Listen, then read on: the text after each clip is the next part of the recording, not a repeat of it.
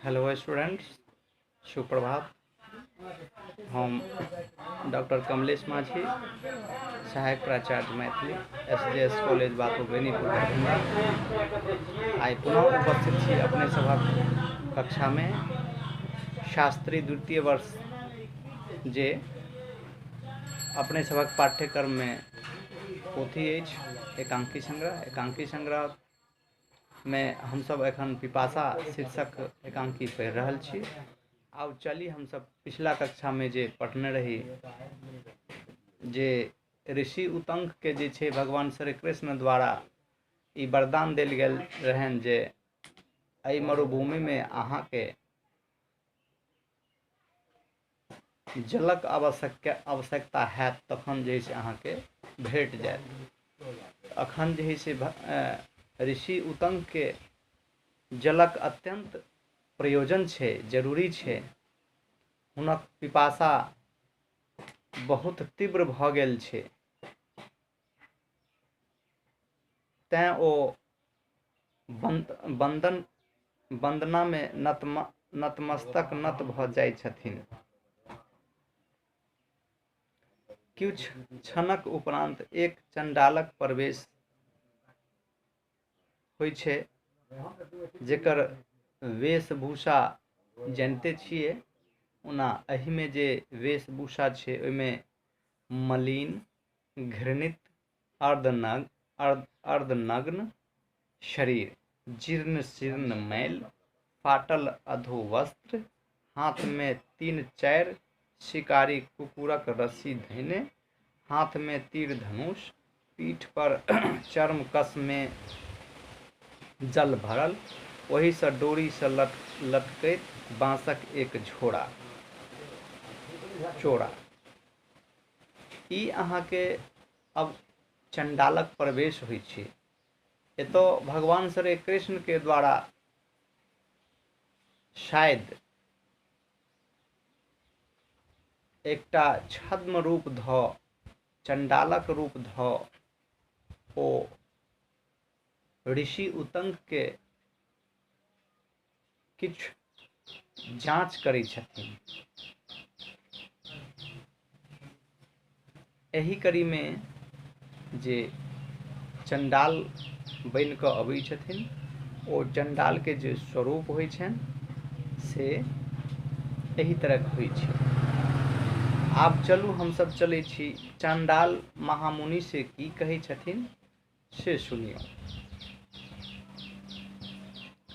चंडाल महामुनि से कहे छथिन जे अपनेक मुखमंडल पर जे अस्त व्यस्तता अछि, जे आकुलता अछि, से सिद्ध करैत अछि जे अपने पियास से व्यग्र छी। चंडाल जखन एही दृश्य में मरुभूमि पर अचानक कहीं से प्रवेश होइ छे तो स्वाभाविके छे एकटा विशेष दिव्य शक्ति हेथिन। तें देखियो एतो चंडाल जे छे महामुनि के पास आबि क जखन कि ओई मरुभूमि में भद्रमुख और उतंक ऋषि देखे छथिन तो कहीं किछ नहीं नजर आवे छे उनका। बस वह ठूठ किक्कर के पेड़ सब देखवा में आवे छे। तखन एकाएक जे मान लिए कतौ से चंडालक उपस्थिति भ जेते से ई सोचनीय गप अछि। वह जे छे महामुनि के कहे छथिन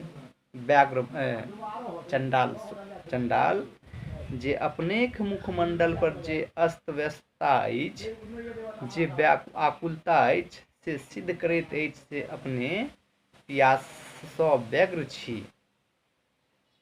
उतंक ऋषि फेर बाजे छथिन जे पिपासा यही निर्जल मरुभूमि मात्र एकेटा वस्तु सत्य छे, पिपासा। यही ठाम पिपासाक महाजल सँ क्यों निस्तार पाबि सकैछ। ओ कतेक दूर चलि गेला भद्रमुख। आब स्पष्ट अछि पिछला कक्षा में जे हम सब पढ़ने रही जे शिष्य भद्रमुख के द्वारा जखन दृष्टिपात कयल जाइ छै तऽ किछु दूर आगे जाकर एकटा पेड़ के बगल में हुनका पानी के सिरा चमकैत दिखाई दै छनि भद्रमुख के। वह ऋषि से आज्ञा पाबि ओ जे छै पानी के अनबाक लेल ओ ओतऽ से चलि जाइ छथिन। तैं एतऽ ऋषि कहै छथिन जे ओह कतेक दूर चलि गेलाह भद्रमुख।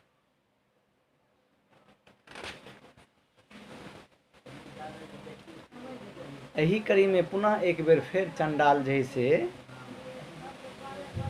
बाजै छथिन जे एही जन विरहित प्रांत में अपने सन तेजवान दर्शन पाबि हम कृतार्थ भ गेलहुँ। महामुनि अपने यही भूमिक महामान्य अतिथि छी, तें एही तुच्छ सेवक के सेवा करबाक अवसर देल जाओ। मस्कस चोंगा में पानि ढारि उतंक ऋषि दिस बढ़बैत जल ग्रहण कैल जाओ महामान्य। उतंक ओकरा दिस ताकि तों के छ यही विचित्र देश में, कतऽ सँ ई जल लऽ कऽ उपस्थित भेला अछि। ऋषि के आश्चर्य होइ छनि जे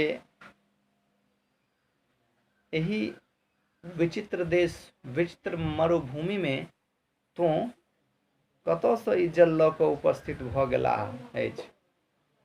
तखन चंडाल फेर कहै छथिन जे पंचम वर्णक एक साधारण मृग्या जीवी न्यू जंतुक अहेर कऽ कऽ अपन उदार पूर्ति करै छी। मृग्याक विभिन्न आवश्यक वस्तु संग जलो रखै छी संग में। एम्हर सँ जाइत अपने के व्याघ्र देखल, जल लेवा में अपने किया तारतम्य कऽ रहल छी। लेल जाओ, कंठ के सिक्त कैल जाओ। चंडाल और ऋषि उतंक के बीच जे वार्तालाप होइ छै, एहि वार्तालाप से ई स्पष्ट होइ छै जे चंडाल ऋषि के व्याकुलता के देख हुनका जल पिएबाक जल लेबाक चेष्टा करै छथिन। मुदा ऋषि तऽ ब्राह्मण रहै छथिन।